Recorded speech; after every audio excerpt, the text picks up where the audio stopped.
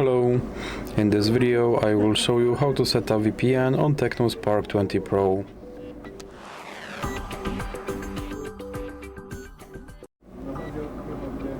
So you have to start by opening your Google Play Store, then click on search bar and type in Turbo VPN and click search.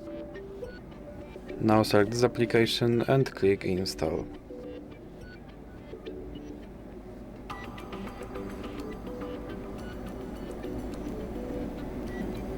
Then click open and click agree and continue. Now you can close this ad and then click allow and click on this button to start your VPN and click OK. Then click consent and you can close this ad. And as you can see, my VPN is now connected to Canada.